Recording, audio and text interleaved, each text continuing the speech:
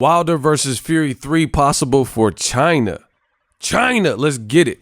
What up, Fight World? It's your boy Ego, and I'm back with some more boxing. Make sure you smash the like button. Also, subscribe to my channel for the latest and greatest in boxing.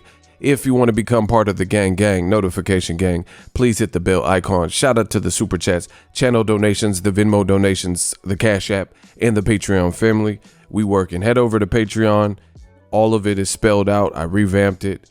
I'm shifting some of the content from this regular presentation to Patreon and also YouTube channel members.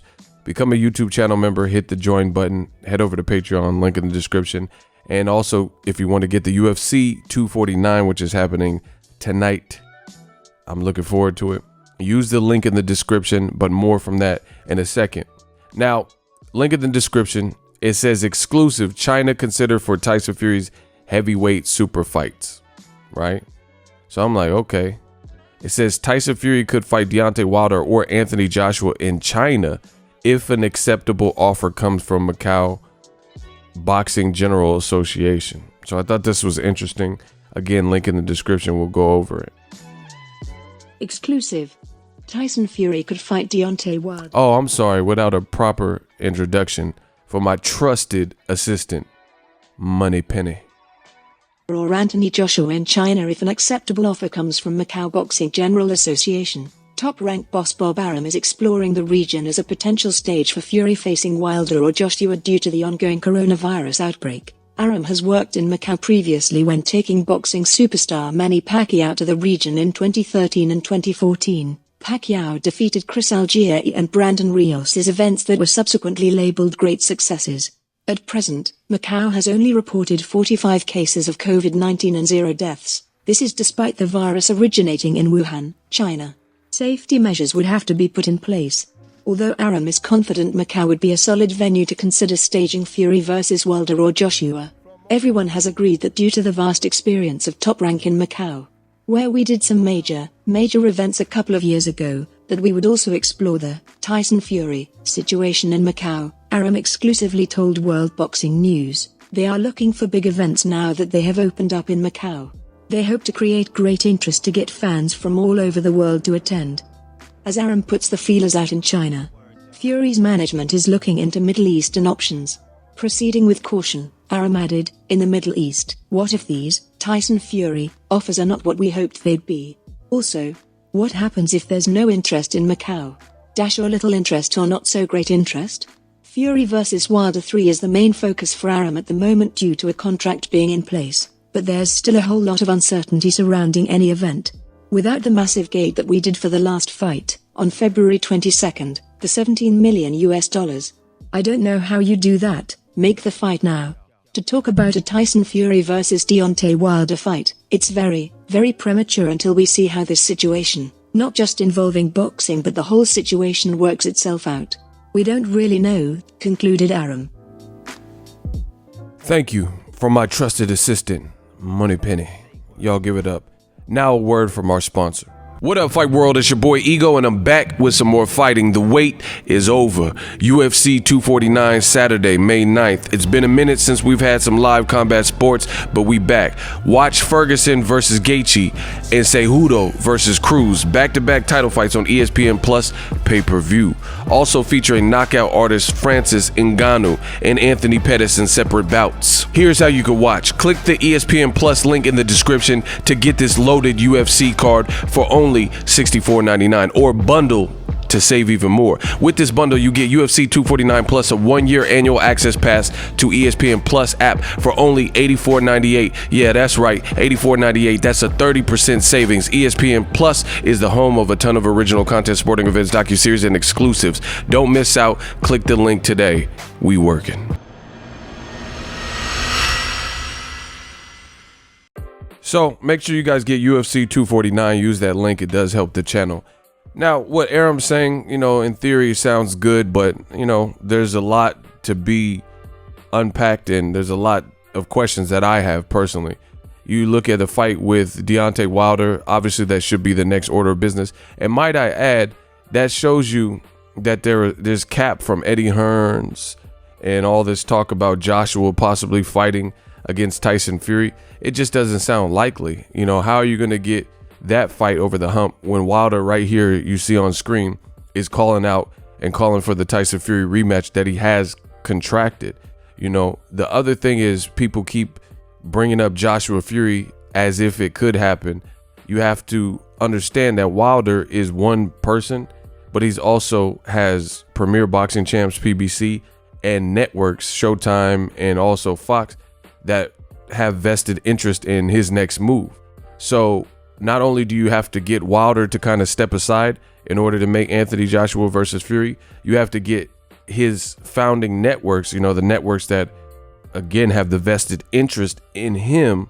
You have to get them to go along with this and agree that Wilder should take a tune up instead of just making money. And boxing is not like that. Like, you know what I'm saying? Sometimes you got to strike while the iron's hot.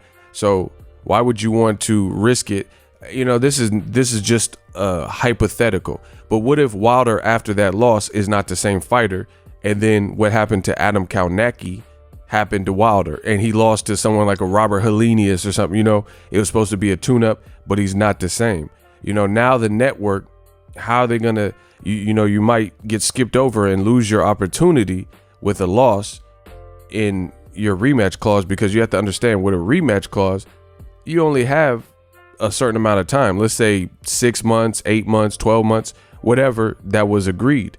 But you only have a certain time to, you can't say, have a contract. You know, I haven't seen this in boxing where somebody fights in, let's say in 2000, and then they have a rematch clause that's good for the next 6 years. That's, you know, it's not a car loan, you know, where it's a 5 or 6 year period of time and they still have dibs and options on that person. So all in all, there's so much money at the table for Wilder Fury 3 to close it up, and or push. If Wilder wins, that could definitely push for a fourth Tyson Fury fight, because these two, you know, their styles gel together. So, you know, I just wanted to add that fight fact of, you know, everybody talking about Joshua Fury sounds like a pipe dream. Beyond that, I still think that Wilder versus Fury is a more compelling match. Joshua, especially now, since his last fight, he wasn't looking like the knockout artist, and his confidence was rattled by Ruiz. I think the Tyson Fury versus Joshua fight would be more of a slow-paced chess match, because Joshua, seeing how Fury looked versus Wilder, he's going to try to box, and then Fury, you know, is probably going to try to box, and it's I don't know, it might be an ugly style fight.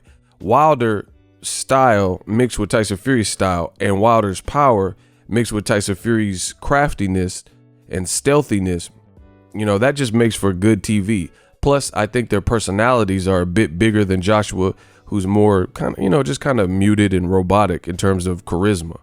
You see what I'm saying? So, you know, there's a lot of things that have to be explored. As far as the fight happening in Macau, Wuhan is where the virus originated, in China, they say.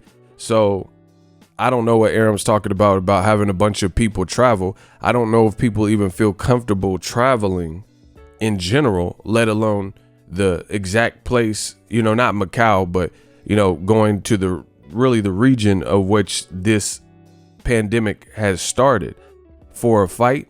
You know, I don't know. Beyond that, you got to talk about like expenses.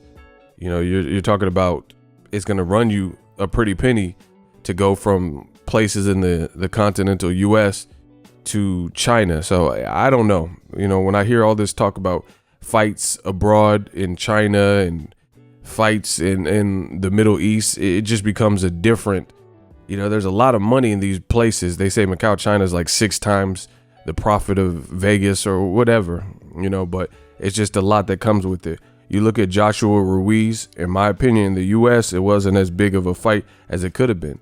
Probably even in the UK, just because it's 5, 6, 7 hours away from the UK. You see what I'm saying? And, you know, even further, for if you're a Ruiz fan coming from Cali or coming from Mexico, you know, it would have been hard for you to get there. Same thing when Pacquiao was fighting Brandon Rios and Chris Algieri. Name one person that you know, not necessarily a reporter or somebody who paid for their flight, but name somebody you know that went to Macau, China to watch Pacquiao versus Chris Algieri purely as a fan. You know, you probably don't really see it. So I don't really know about this fight happening in Macau, China. I think first things first, you got to crawl before you walk. Wilder has a rematch clause, but we got to see, this pandemic kind of threw everything off, and we got to see if everybody's in the exact same spot. And, you know, they're talking about tune-ups. There's just a lot that remains in the air right now. But again, holla at the UFC 249 link if you guys are interested. Again, it does help the channel. And let me know your thoughts on Wilder Fury. Do you think it will happen this year? Or is this year like pretty much a wrap? Rest in peace to Little Richard as well. Drop your thoughts in the comment section. If you love what I'm doing, smash the like button. As always, hate, comment, and subscribe. Till next video is Ego signing off. So if you enjoyed this video and want more content like this on the channel, you can show your appreciation by going to the PayPal donate button or the YouTube support button, and you can donate any amount that you feel is equivalent to the value of this video. Much more to come. Thank you guys for your support. Boxingego, the future of boxing.